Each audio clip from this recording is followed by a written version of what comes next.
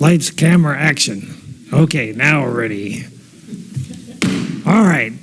The meeting is now brought to order. Please join me in the Pledge of Allegiance. I pledge allegiance to the flag of the United States of America and to the republic for which it stands, one nation, under God, indivisible, with liberty and justice for all.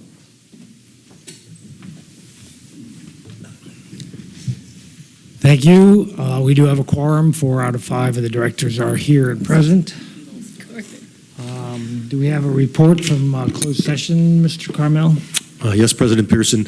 The board continued to discuss the general manager recruitment, briefly considered the performance of the interim general manager, and received a status report from me regarding the CDM Smith litigation, which, for the benefit of the public, is in the early discovery phases, primarily document exchanges.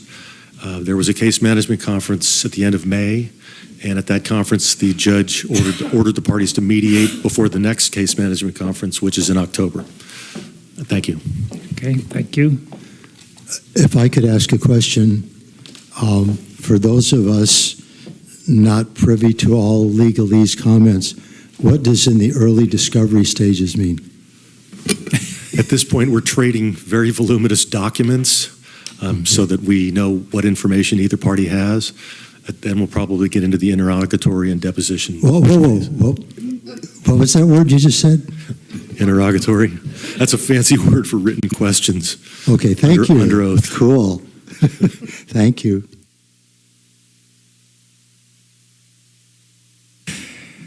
Okay, give the public, Mr. Carmel, would you give the public an idea as to the voluminous amounts of information? You gave us some. I think we received 300,000 documents. 300,000 documents to review. It takes a long time just to catalog them. Yeah, thank you. All right, agenda review. Any additions or deletions to the agenda, anyone? Okay. Public safety, the sheriff had to go out on a call, so when he arrives back, we will have him come in at that point and give his report. So we'll skip on down, and Dan, you want to give the fire chief's report? Thank you.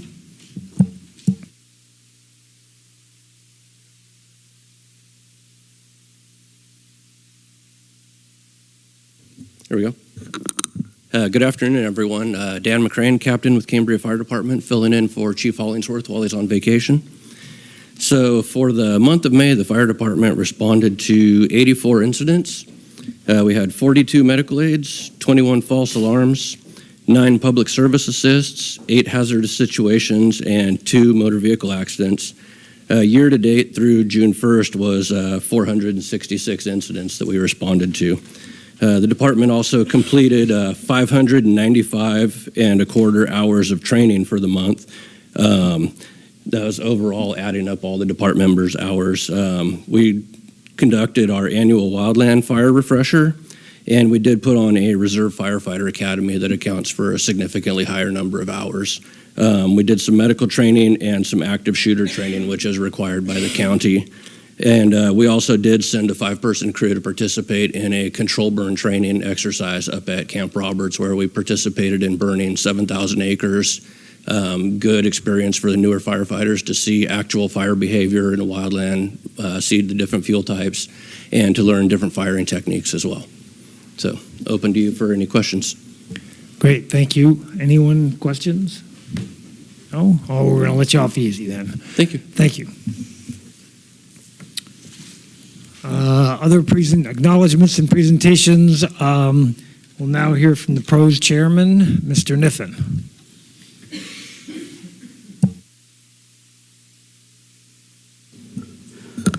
Thanks for having me. That's my report. I'll take any questions. Perfect. Just kidding. Schoolhouse, skate park, and phase 2. Those would be the 3 things that I would discuss with you in an official sense. Schoolhouse is going on its way. That's pretty much over from our perspective. There is issues with the skate park that we need to at some time address. I know Yeah, it's not made of concrete, so it deteriorates. I wish it was more of an enforcement issue all the time, that we'd say, hey, the kids are over there smoking cigarettes. But when it deteriorates, it costs us money, so we're going to have to make a decision there at some point. And then phase 2 of Fiscalini on the East Ranch over there, working with the boys down there on Main Street. I'm skipping a beat. Monty Soto and his guys putting together a program to get it at the county to really kind of get a little more finite of what we're going to do, picnic tables, what kind of play structure. But I will tell you that the bathroom is becoming, is not a contentious issue, but it's fun to discuss that in a social sense about, you know, we're going to have water at the bathroom, we're not going to have water at the bathroom, we're going to encourage the homeless people at the bathroom, or we're not going to encourage the homeless people at the bathroom. So it's a fun discussion. There are no right or wrong answers. There's just a lot of decisions that have to be made, but we're going to go down that road, and we've got to figure out a way to deal with that aspect of the East Ranch before we move on to really doing anything else, because if we're going to put picnic tables in a play structure there, we've got to deal with that at some level. But there is some discussion about the old wells on the property and using secondary water for things you don't have to. Yeah, I know you wrinkle and then you know, and then we're trying to find out, you know, can you wash your hands in water that you can't drink, and blah, blah, blah. So, well, you can flush your toilet in water that you can't drink, but could you wash your hands in that, and can you just use chemicals or whatever? So that's basically where we're at with that. Any questions? Skate park. I understand there's some repairs that are needed. Yeah. The last time I looked, they had $21,000 left in your budget that you hadn't used. Yes.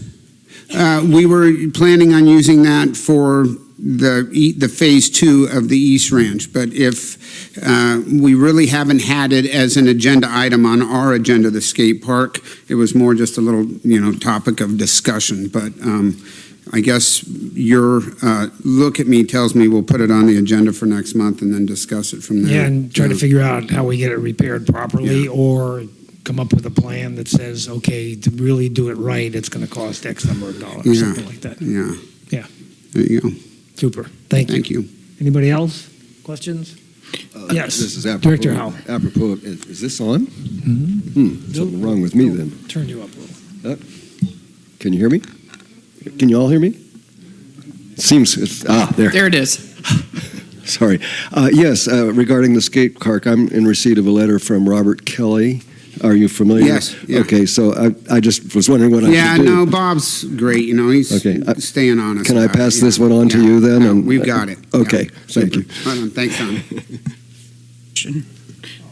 Yes. Director Is Seidel. there something specific about the skate park being at that location?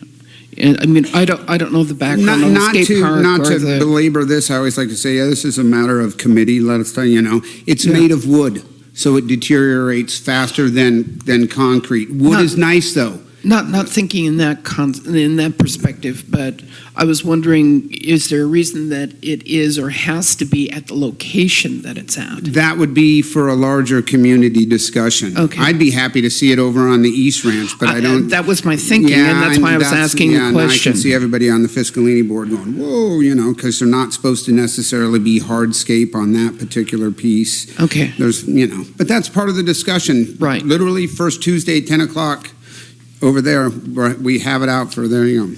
Thank Great. you. Steve, Thank you.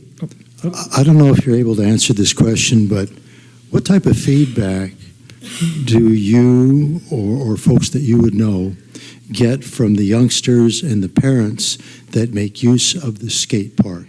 I mean, are they happy with it? Are there things they wish were different? Does the fact that maybe it's in need of upgrade and repair keep some of the youngsters from going there? Meaning the disrepair keeps people from going there? Is that what you're asking me? Well, that was the part of the question, but the other part was, overall, what has been the feedback from the community and the youngsters that go there since the skate park's been there, let's say? Yeah, I think that anytime you provide an avenue for kids to do anything, it's healthy. So I'm for having something. The different kids that use it aren't necessarily within the realms of the normal kids and parents and that are playing Little League. Does that make sense? Meaning it's a solo effort. And a lot of times, and then there's the rotation of the parents. The kids that are using it now in 3 years are gone, and those parents are gone. So the parents that were really into it 10 years ago are no longer around. So there's an evolution that takes place, and that's what the problem with the upkeep is. If there wasn't physical upkeep on it and it was made of concrete, you wouldn't have that cost involved. And then some years people would use it more and some years they wouldn't. But the concrete would allow it to be used over the long range. It's really the wood that is, the wood is nice. The kids like the wood. It's a nice, smooth, different structure that they don't have anywhere, but it's really beyond our ability to keep up with it as it deteriorates. Thank you, Steve. Yeah. Thank you again. You bet. Good report from him. Utilities report. John?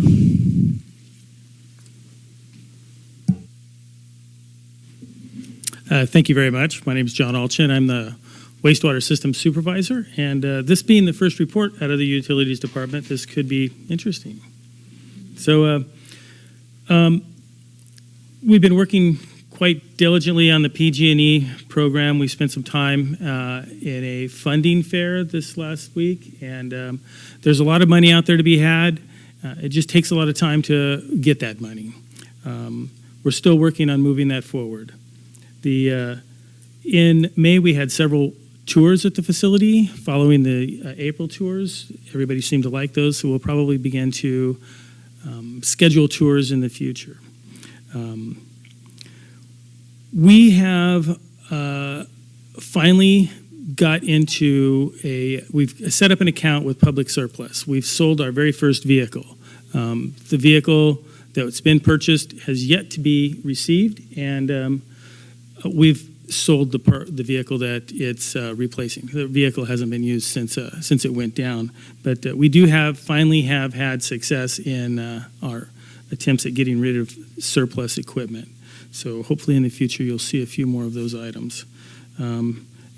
Unfortunately, it takes about 30 to 45 days before we receive any of those funds. So we've been removing water and debris left over from the rainy season, out of the digesters and some of the empty pits, just mosquito control around the facility. We had a few trees during the storms that went down behind the facility. Some of them were approaching the buildings, and those were recently removed. One of the items on the IGA and on the PG&E list are plant water pumps. One of those pumps has gone down, and we're in the process of rebuilding that. Hopefully we'll have that done hopefully next week. So James Friedel, he has passed his Class B driver's license. It would be nice if someday we could have a new truck for James to drive. So we're having difficulty in our collection system. We went out to bid. We sent out a request for proposals for 23 manhole lids for replacement. And I believe I went out to 6 different contractors. We did not get one response. Well, I shouldn't say we did not get one response. We'd had a couple of those contractors came in and actually physically looked at some of the equipment and picked up maps of locations, and but not one contractor gave us a bid. So the idea was that it was either too much. It was 23 lids, so it was either too big a job for the local guys or too small a job for the out-of-town guys to come in and take a look at. We're going to have to spend a little more time researching how we take care of that in the future. We've still been working on removing lids and looking at the system. We're very much so looking forward to getting a camera so we can find out what's truly in those lines. We've been receiving phantom alarms from a couple of different lift stations. We're in the process of trying some new equipment, some better equipment, and hopefully we'll get that fixed and we'll have a better report for you next month on that. And again, having to do with the cameras, a couple of the guys went down to Pismo, and Hacker had a demonstration, and they showed us the new equipment that's available today. And some of it's really nice. The stuff that I was looking at 2 years ago that we've based all this information on, or our bids, our financial information on, has almost antiquated. It's kind of sad. So we had some identified asbestos on site. It was pointed out that we needed to remove that asbestos from the facility by SDRMA, and we successfully found a company that would drive up and all that stuff away. So that's been taken care of, and since I drafted this, we have had an employee leave, so we're in the process of seeking one new employee. Do you have any questions? Thank you. Any questions? Go ahead, Vice President Farmer. So this is the end of your report? Yep. Okay, so I just wanted to ask you, so I noticed, or is it here, can I ask you about water issues since it's on here on the report? So you may. That does not mean I can answer them. Well, actually, I would imagine, okay. Let me ask you about the lift station at A1. Okay, that's wastewater. Right, because I noticed that in the expenditure report that $15,000 was spent on that lift station, and I know it's been a problem. It's one of the higher items in the collection system that needed addressing. So I don't know how I just happened to run across this note that I made, and I think it was in April, but it could have been January, I'm not sure, at the R&I meeting. So it said here, lift station control panel upgrade at Harley and Marine Terrace, part of operation outdated, parts not available. So how did that get resolved? We're going to replace those antiquated facility. Okay. We're going to replace all the electronics so that we can program and operate that facility. So I don't want to take up any more of our time, but could you just, since people out there, they're not even maybe that aware by people. I mean, the Sure. paying customers and residents, they might not even know how a sewer system, collection system works. And this lift station down there at Harvey Street, like it's really low.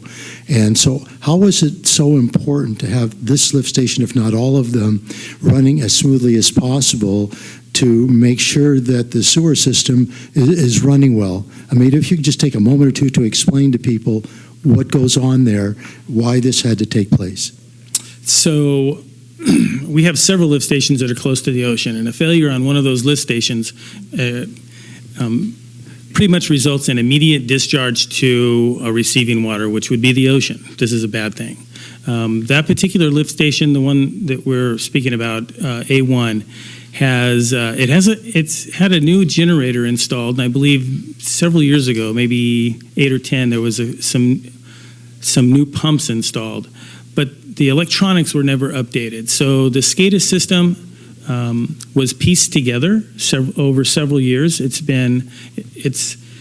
unfortunately no longer working. I shouldn't say no longer working, it's working in default mode. We can no longer make any program changes. We can no longer go in and actually read how many hours the pumps ran. There's no way to get any of that information. We discovered this, of course, in the middle of the rain one night, and so this has been a lift station that we've known needed to be updated. And at that point, we decided that we needed to move it straight to the front of the list. And so we've gone out for contract, received bids, issued a contract, and the initial, that $15,000 was the initial payment to get the project started. We hope to have that done. It would be nice to have that done by the end of June. End of June. Well, that sounds hopeful. I'm always hopeful. Okay. All right, John. Okay, that'd be enough because I wanted to make a comment on water. Go ahead. All right. So it says here in the report with regard to water and SWF that there's been a few small leaks, and then that major leak on Emmons in May the 24th. And it looks like that took a lot of time and energy on the part of, by the way, and I just want to say this for the folks out there viewing or wherever. the competent people that we have in water and wastewater and the emergencies that they have to attend to, you just have to be able to appreciate these folks, no matter how long or how short their tenure has been at the district here.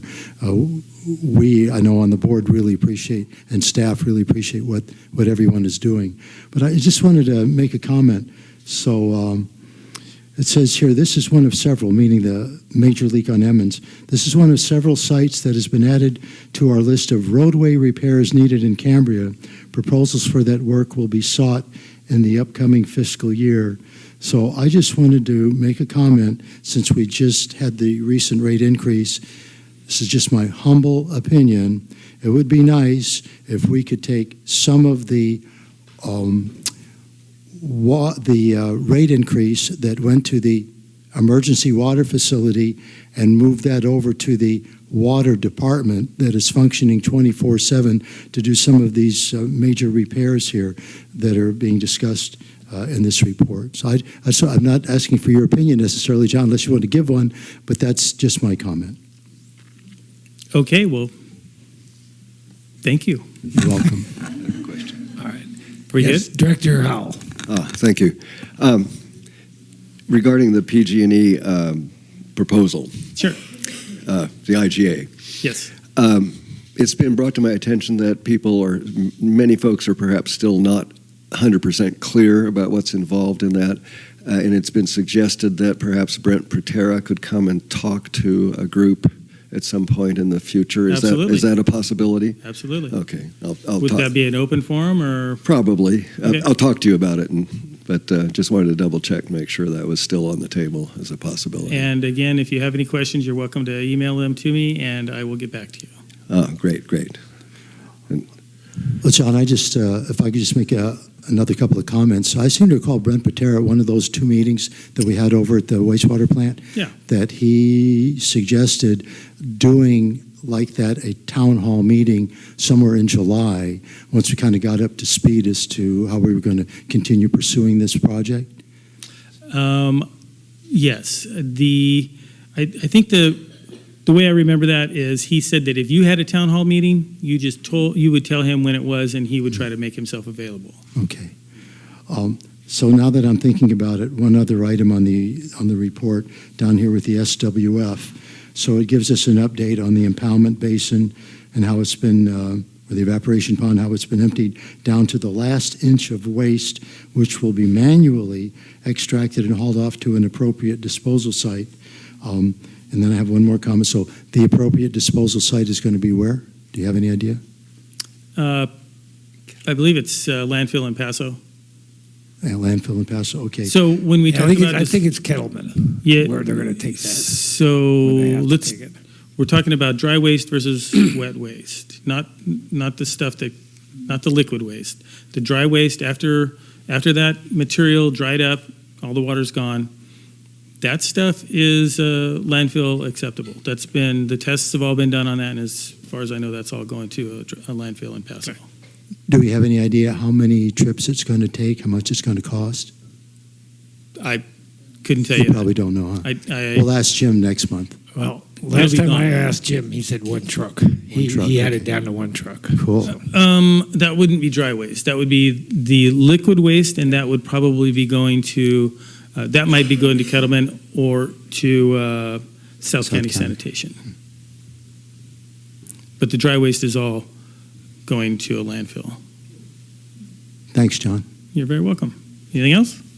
Anyone else? Good. All right. Thank you very much. Have a good day.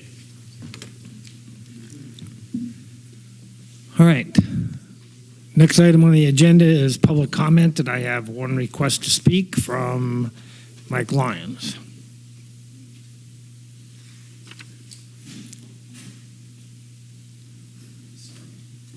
You're all right.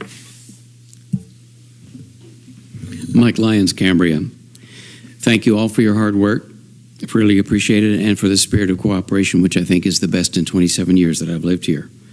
I am mindful not only of the decision makers that are here today, sitting on the board and the staff, but also the people in the audience and the many people who may be viewing this meeting online, at home, or on television. it seems that it's important to me that you hear all sides of all these questions that we discuss. And it seems that after all, this meeting has become the public square. I was very disappointed at the last CCSD meeting that I attended, particularly by the comments of Director Farmer, that this board is laboring under decisions made by past boards, implying that those were mistaken decisions. And I was disheartened to hear a member of the public at this podium describe that our SWF was a mistake, which we should admit now and sell off as our source of supplemental water. To Director Farmer's comment, I would remind him that he was not on the board when these critical, selfless decisions were made. And he's the first to admit that he had a lot to learn after he was elected to the board. I contend that the board, after decades of indecision and extremely costly studies, and in the face of threatening drought, made wise and courageous decisions. This decision was supported by the vast majority in this community and continues to be supported. I submit the results of election after election and the huge majority of written comments inserted into the EIR report, as well as to the recent hearing at the Water Quality Board. I say numbers count, and we've got them. To the suggestion that the SWF was a mistake and should be sold, that would be the height of irresponsibility. We could not sell our SWF for anywhere near what it cost, yet we'd still have to pay off the entire balance of the loan. You would not call a person wise who sold his car owing a number of years' payment. He still has to make the payment, but he has no transportation. You have not seen the folly of paying for nothing if we sell off that facility. We'd have no supplemental water for humans, endangered species, fire protection, but we'd still be paying for nothing. Your complaints are not solutions. As expensive as it is, the SWF does offer solutions. Ultimately, you can't have it both ways. If you value water security, our best option is the SWF. You can't have it both ways. If you desperately want infrastructure improvements, realize that we're bouncing along the bottom of our ability to pay, and we must raise rates. You cannot have it both ways. And you cannot block and stand in the way of providing affordable housing and at the same time insist that we find local solutions to homelessness and overcrowding. You cannot have it both ways. Thank you. Thank you. I don't have any other requests in front of me. Okay. We'll move along to board member and committee liaison. Yeah. I do have, I don't know whether this would be considered public comment, but I'll take the opportunity to be able to do this if I may. I just wanted to, I can put these out in the lobby, but I wanted to bring to your attention the public forum that is going to be held on the 19th, which is a Wednesday from 6 to 8 p.m. here in the Vets Hall, entitled Compassion for the Homeless, Challenges and Opportunities. There's information related to that and specifics about the forum that's going to be held. We have a rather impressive panel of folks who are going to be coming to speak to the community in that regard, and number 14 people, as a matter of fact, a number of whom are from the county, from support services. We're being joined by our supervisor, Mr. Gibson, and I think it's a wonderful opportunity for the community to come together and to consider the challenges that we and the homeless themselves face in our community and what actions we can take to improve all of that for all of us. So I'll make sure that these are out in the out on the front table so that people have an opportunity to pick them up later. Thank you. Okay, thank you. Board member and committee and liaison reports. I go first, and I was going to mention the homeless town hall, but Sorry about that. no, that's okay. I have a couple of others that I think the community should be interested in. One is that PG&E is holding an open house on June 20th from 6 to 8 in San Luis Obispo at the Embassy Hotel, Embassy Suites, to answer questions, et cetera, to trump that, so to speak. The Cambria Fire Safe Focus Group is having a Wildlife Preparedness Day on Saturday, the 29th, from 10 until 1. We're going to have a PG&E spokesman do a presentation on what all this means to Cambria, and he will be able to answer questions at that time also. So I strongly support that large attendance at that. We will also have a report from Dan Turner on the evacuation studies that have been and are ongoing at Cal Poly. We got a grant to do evacuation studies for various areas in the town. Lodge Hill was first because of its complications, so to speak. But we were able to get some additional monies, and the study that will be reported on the 29th will include Pine Knolls, Happy Hills, and Lemert. So they've done that study, or they're going to have that done by the 29th. So that report will also be given. So it's a very worthwhile couple of hours to spend learning how to prepare better, not only for a wildfire, but also for the possibility of PG&E turning off your electricity at your house for days at a time. So I think it's well worth your time to go to that one. I also want to bring up something that came up last meeting about meeting schedules and trying to get them posted more places. We did talk to the Cambrian, the Tribune actually, and my opinion is that it's kind of expensive to take out an ad in that paper and get that done. So I'm not sure that that's the solution, and I'm looking for other solutions either from board members or from the community if you have an idea as to where else we could put this. Currently, we post all the meetings that have to do with CCSD, including the special meetings, regular meetings, pros meetings, finance, policy, and resource and infrastructure committee meetings, times, and dates are all on the CCSD website. We post them on the Vets Hall, the agenda, the CCS binder at the front desk, Tribune Events, which is their free place where we can do events. We put stuff out there, and also KSBY events calendar. It's all out there also. So we're doing some posting and we're getting the word out. You can also sign up on the website to get an email on these agendas, and I would recommend that you do that if you are interested in attending these meetings. Anyone else have any? Yes, Director Stadel. It turns out, and I wasn't aware of this because I just go back past it without looking every time I come in here to the Vets Hall, but the glass enclosed mounted bulletin board to the exterior of the Vets Hall has all of these meetings listed within that, and that is updated and replaced on a regular basis. And I believe that there is a similar board at the CCSD facility, and I believe also there's posting at the library. Is that a true statement, or am I mistaken? Okay.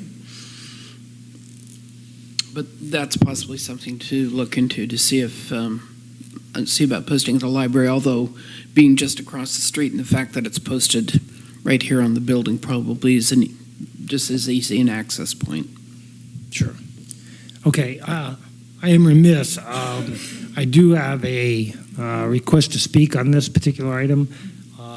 Christine Heinrichs.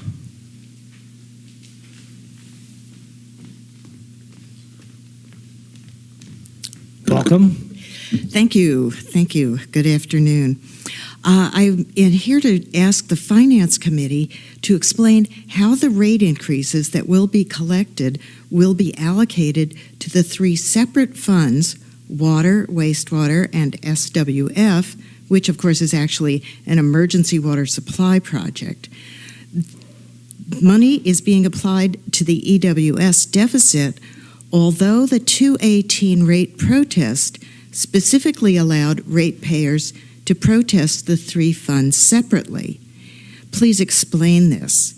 And would the Finance Committee consider setting a finite limit to the amount of money being spent on the EWS, since now apparently there is no limit on how much the district will spend on it?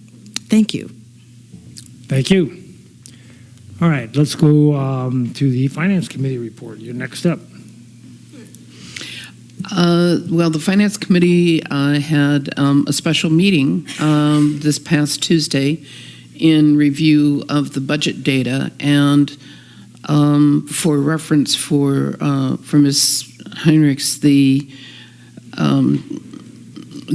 details of that agenda would provide all of the information that she had been asking for, except for the request for limitation on expenditure to the SWF, which isn't a function of the Finance Committee, it'd be a function of the board. It provides information in detail of the budgeted data against the rate values.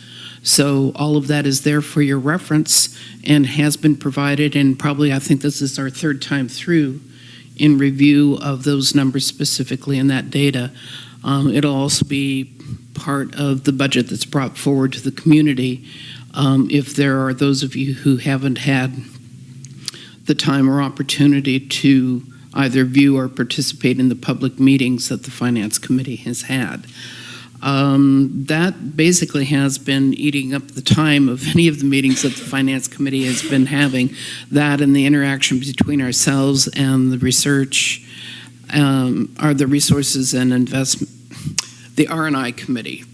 I do much better by just defaulting to using the alphabet there.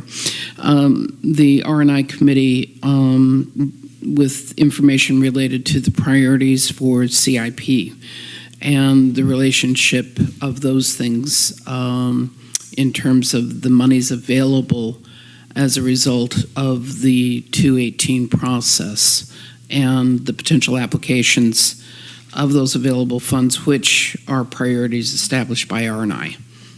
And that's pretty much it as far as what I have. Thank you. Okay, very good.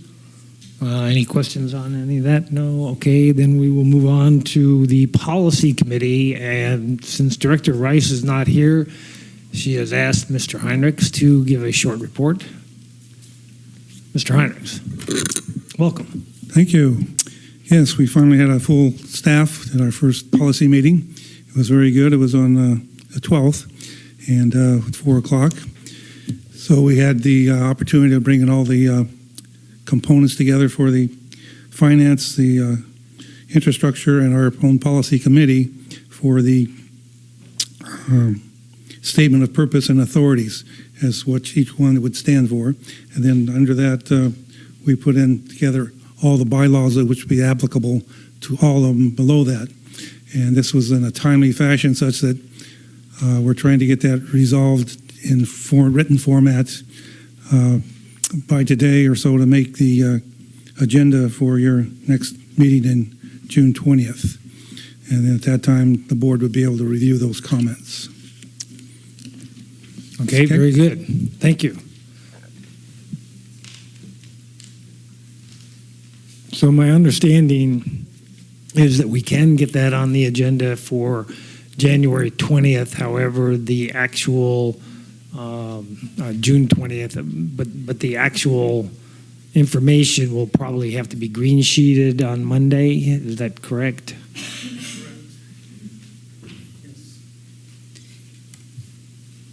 Are you asking me? Yeah, you're good. Go ahead. If you want to put it on the agenda, we would have to put an agenda description on. Then we can green sheet on Okay. Monday. Okay. So if you have a description, we can put it on there, and then whoever's preparing the information can prepare it. Okay. Can we get that description done, what, tomorrow, right, is the day we have to publish? It'd be great if we could do it before the end of today Okay. or tomorrow Well, let's move the by meeting. noon, please. We'll move the meeting along here and see if we can't, and if we'll take a break if we can't, and we can get something together. Okay. Sure. Yes, Director Stidel. I will say that the ad hoc committee of the Finance Committee had the opportunity to review the information from the R&I committee, but that document as a whole had not yet been brought back to the Finance Committee. Now, that ad hoc report, I guess, is what the Policy Committee looked at. But I just want to stipulate that the Finance Committee as a whole, had not had a chance to take a look at that bylaws statement. Yeah. So one of the objectives of having a policy committee is that Is to have have them do it. So if they bring forward what they've basically brought together from the consensus of the three, then we could probably move along and get that done at the board level, maybe. We'll look at it, if that's okay. Good? Yeah? Everybody okay with that? Yes, good. All right. Moving on. Resources and Infrastructure Committee report. Oh, okay. The major part of our discussions so far in our last meeting had to do with the budget. So basically that, and passing on our recommendations to the Finance Committee. Most specifically, a great deal of attention has been paid to the PG&E proposal and moving that forward. As we go forward into the future, our meeting, which is next week, we will recommence coming up with a mission statement and some objectives. It's about time now that the budget crunch is, at least from our point of view, presently finished. So those two items will be on the agenda, and then also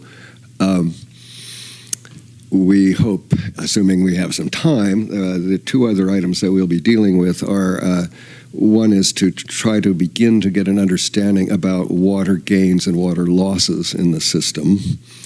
And then the other topic will be commencing discussion regarding the project description, which needs to be part of the CDP that was mentioned in the board meeting of last time. So those are the items that we're faced with now that we hope to begin to proceed with. The only other thing I have to say is that the committee members all have been very enthusiastic, and when they're not been on vacation, they've been working very hard, and so I'm looking forward to getting some good input from them as we go forward. Good, thank you. All right, I'll now open it for other liaison reports. Vice President Farmer, do you want to start? Thank you. I'll start with updating what happened at the Forest Committee meeting last night. First off, there's a new board director that has been put in place. Her name is Andrea Wogland, and she happens to be the new executive director of Green Space. So it was nice. It's nice to have her aboard. And also attending the meeting last night is Andrew Boyd Goodrich, and he took over for Cameron. I can't remember his first name right now. Chris Cameron, who for 16 years totally transformed Camp Ocean Pines. So Andrew took over for him. So he's the new executive director there. He took office last December, and he was there, and he made the comment that he really wanted to see what would the mission be of Camp Ocean Pines, working in a complementary fashion with the Forest Committee and with Green Space. So just those three groups right there becoming more compatible as to how to address the issues of the forest is a great idea. Another thing that was discussed very briefly in the beginning was perhaps starting a campaign and making people in the community more aware of how we need to address the idea of invasive plants, ice plant, but especially broom and thistle. That are becoming more invasive, throughout the forest, throughout the community, and maybe figuring a way next year to get a handle on this, on these guys here, especially the broom and the thistle. I mean, broom is a problem. Thistle is downright dangerous because it just, anybody that's pulled it out knows what I'm talking about. So hopefully we can address that in a more effective manner next year. Now, one of the items that came up last night, a number of them that were discussed, but there's this new creature that's about the size of the end of a ballpoint pen, which I don't have here, but so you get an idea. They're called invasive borers. They bring a fungus that basically ultimately they mainly attack mature and healthy trees, ultimately destroy trees. To give you an example, well, first I'll tell you when they got here. They arrived in this area around 2012, probably from Southeast Asia, and they first were discovered in Los Angeles County. They've spread to Orange County, San Diego County, Riverside, Ventura, Santa Barbara, and San Luis Obispo counties. They've attacked dozens of tree species. What they do is disrupt the flow of water and nutrients that the trees need to survive. They tunnel into the trees, weaken the trunk and the branches, and then the trees die. Just to give you an example, all of the box elder trees in Orange County have been destroyed. Many trees at Disneyland had to be cut down as a result of this particular problem. One of the ways, the main way that it's transported from one area to another is through oak firewood. So it was just suggested, and of course those of us here aren't bringing firewood from down in Southern California or Santa Barbara County, but that's probably one of the worst things that could be happening with regard to this spreading into our county, and apparently, like I said, it's already taking place. Another thing that happened yesterday was there was a vote by the Board of Directors to support the Dark Skies Initiative, so they're going to send a letter of support to Beautify Cambria, who is supporting the Dark Skies Initiative, so there will be less light pollution in our community in the evening, so we can more benefit from the beauty of the skies that are above us. So that's my report from the Cambria Forest Committee from last night. Now, this is the Friends of the Fiscalini Ranch Preserve report from May 9th. And you're wondering, well, why are you doing it a month ago, Harry? Well, the next Fiscalini meeting is tonight after this meeting. So that's why it's a month late. So this is some of the highlights from the meeting from a month ago.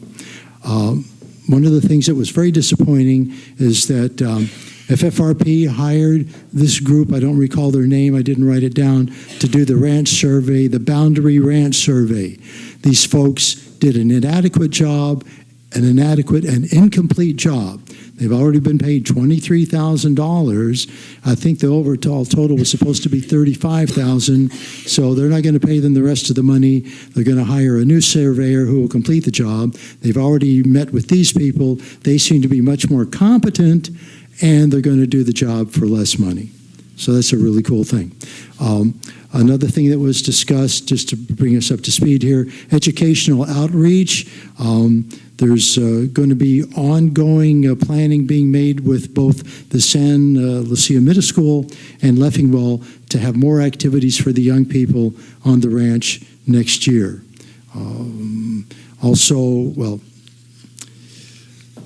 And more work continues to be done by the volunteers, 15 to 20 hours a week or more out on the ranch with regard to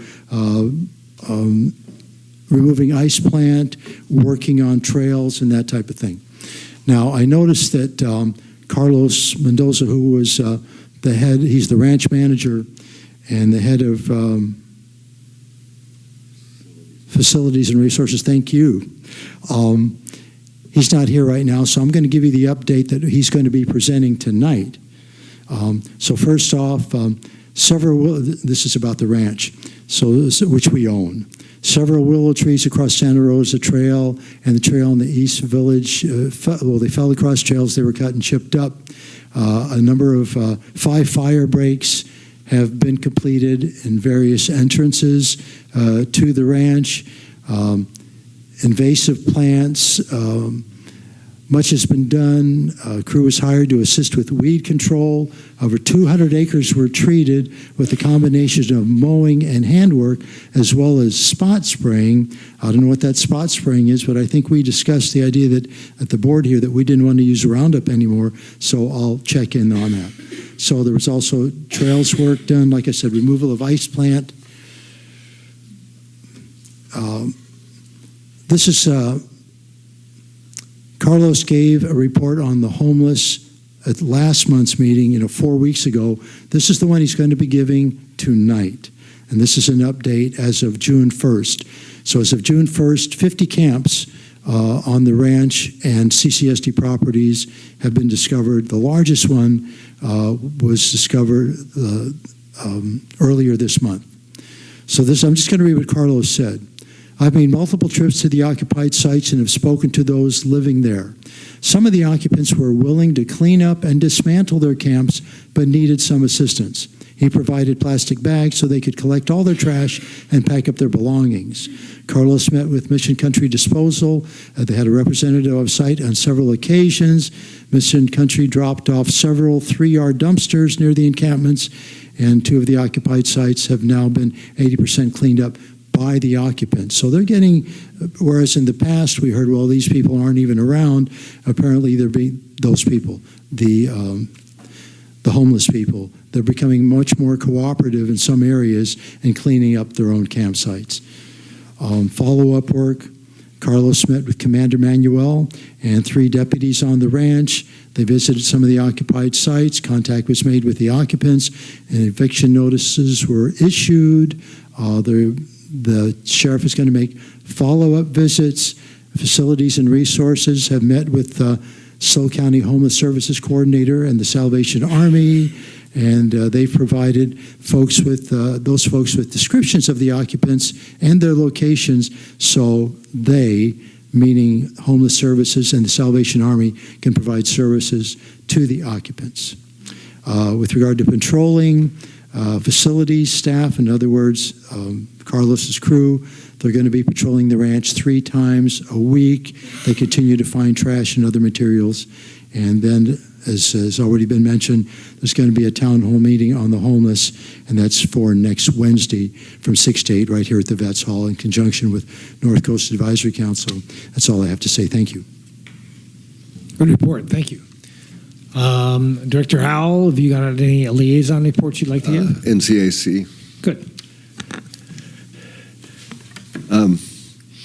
The meeting was on the 13th. That was, last week, I think. Yeah, last week.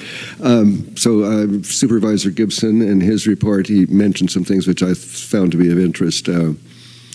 There has been quite a bit of discussion about the sewer problem that San Simeon is faced with and the possibilities of a regional solution to that.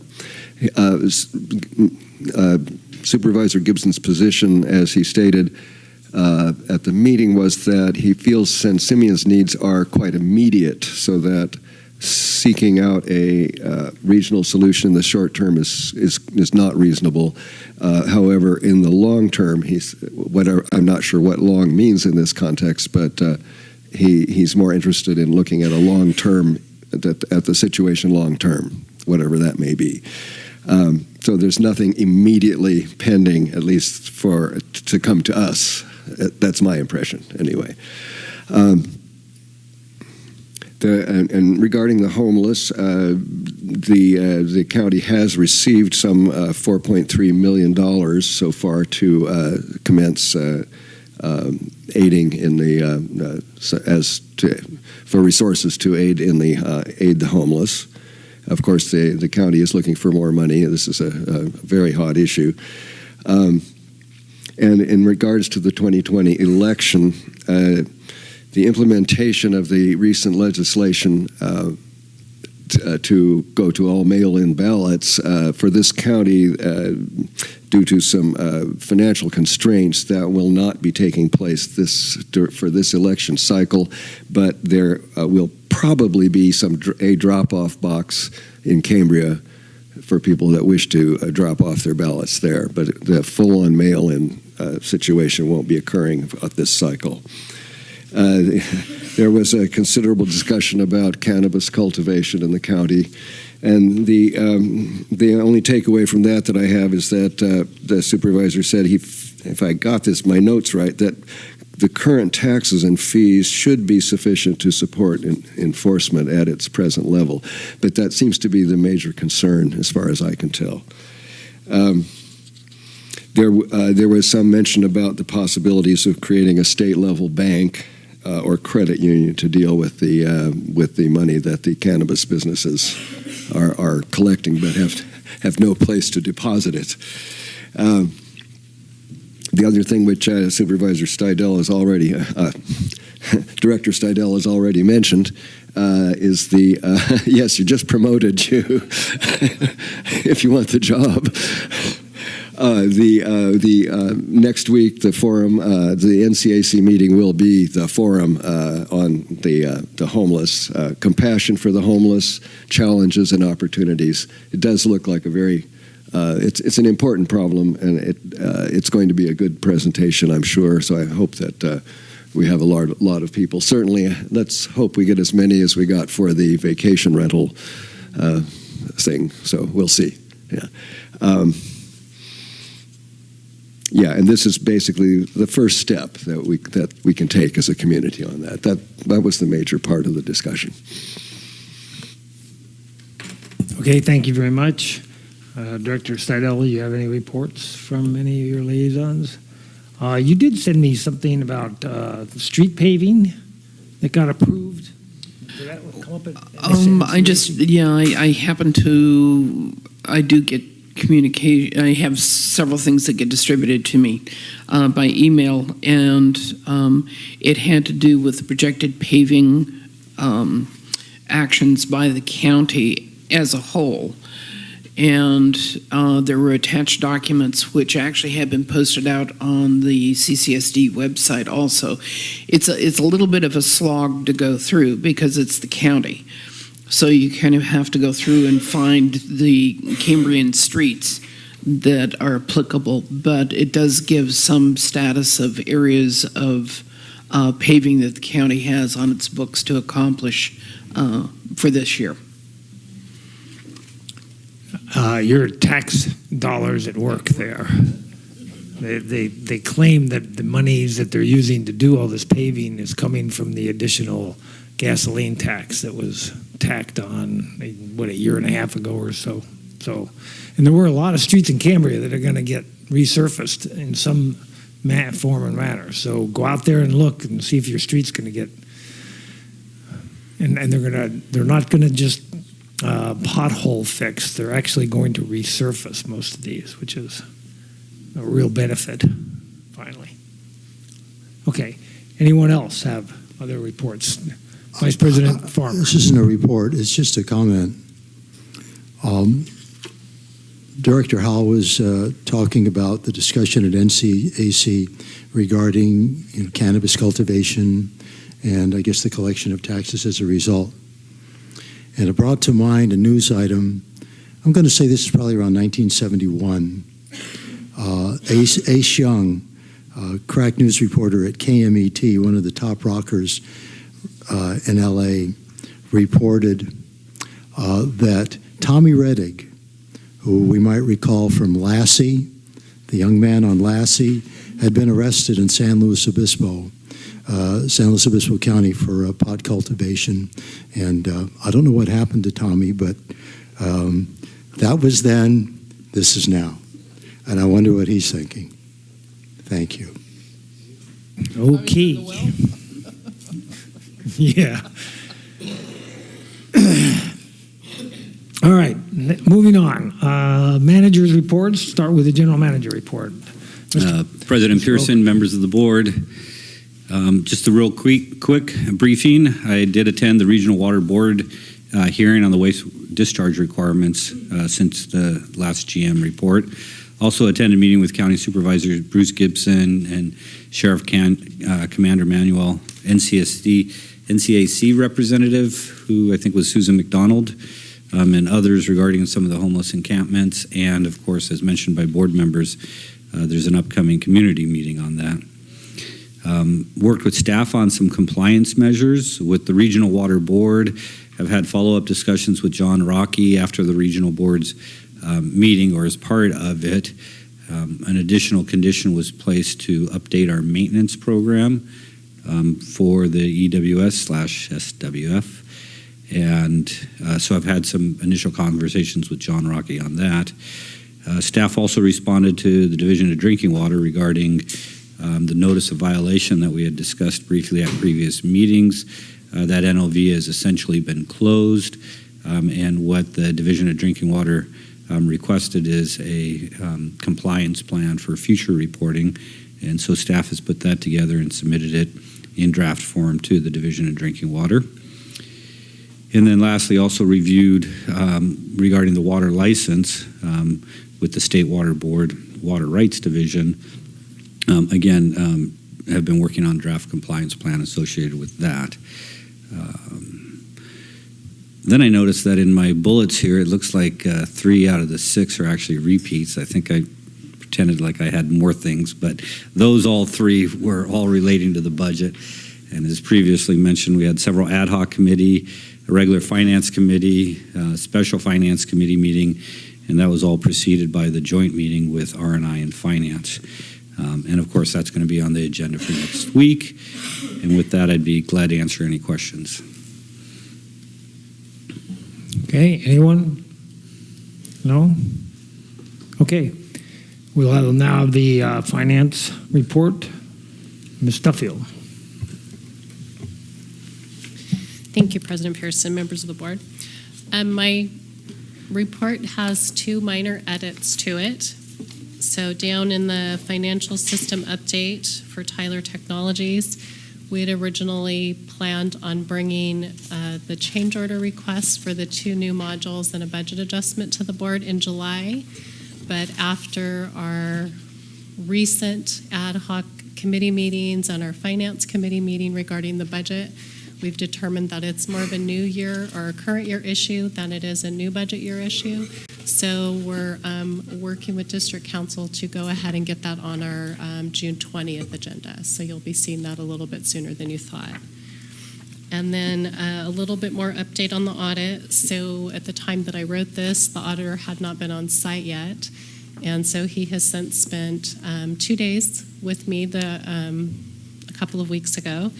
And I'll have a bunch of homework to complete, and then he will be back on site on July 2nd and potentially all of July 3rd to complete all of his testing and field work. And then he's hopeful that he will be able to get the report completed sometime the end of July or the early part of August. I don't know if we'll meet the deadline for the August meeting, but we're sure going to try. So we'll either have a final report the end of July or the end of August. Very good. Thank you. Any questions for the finance? We'll have plenty next week. Okay. Next item on the agenda is the consent agenda, and we have a request to speak on one of the items. So I would like to have Ms. Schwartz go ahead and speak to see if we want to pull that particular item or not. She wants to speak on item 7D. So, Ms. Schwartz, welcome. Thank you, board and everybody. One question I had on that is for the schoolhouse. Obviously, I mean, I love what the Historical Society is doing and totally support them, respect everything they do. Just wondering on the schoolhouse, wouldn't it be more authentic, especially since we're in a moratorium, to go back the way the water system and the sewer system was when it was in operation? Because I don't think they probably had, I don't know for sure, but I don't think they had running water or sewer back in the 1880s. So the thing is, we could have like an ADA unit because we know we have to have bathrooms out there, but we could put it into a separate little house, a very simple structure. We all know what those are. And we could have some type of pumping device for washing hands or whatever. But that, since we're in a moratorium, it might be best to go back to authenticity until we are actually proven that we have those things at our disposal and not cause any more complications for ourselves. So that's, that's my comment. Okay, thank you. All right, does anybody want to, at least on that and anything else, pull anything from the consent agenda? No? I don't want to pull anything, but I just want to make a couple of comments from the expenditure report. Can I do that? Sure. Thank you. So first off, an item with regard to Canon, we are on page 43, with regard to a little over $3,000 with regard to the impoundment basin design evaluation. Can we get an update perhaps from our interim general manager as to what was the result of that, or what continues to be the ongoing exploration of that? Yeah, I have received a draft report. I have reviewed the draft report. I haven't had a chance yet to get back to Canon on my questions. We'll be doing so next week, and then hope that it's going to be refinaled within the next couple weeks. Cool. All right. Well, thank you. So I just want to bring us up to date on expenditures on the emergency water facility. So SWF operations and the accounts payable total for SWF in May was just under $28,000. So on the plus side, I just want to say that that's much more than it was a year ago. And I just want to I'm going to express the gratitude of the entire community that less monies per month are being spent now on the emergency water facility than has been in the past. So that's something that we should all be thankful for. But I do want to mention of the just under $28,000, about 19.5 of that was for legal fees for Rutan and Tucker. I imagine that is for the ongoing lawsuit that is taking place with CDM Smith, which I can't comment anymore on that. But so I just wanted to put that out there. And hopefully that's all I wanted to comment on. Thank you. Great, thank you. I do have a correction for the minutes. On page 61, and the vote on the hearing and appeal, the motion passed 4 ayes and 1 nay, and somebody that was absent voted nay.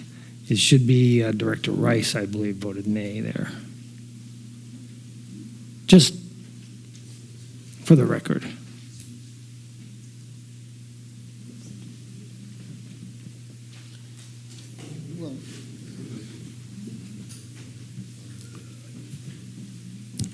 All right, anything else for the consent agenda? Otherwise, I will entertain a motion to approve the consent agenda. So moved by Director Howell, second by Director Steidel. Can we have a roll call vote, please?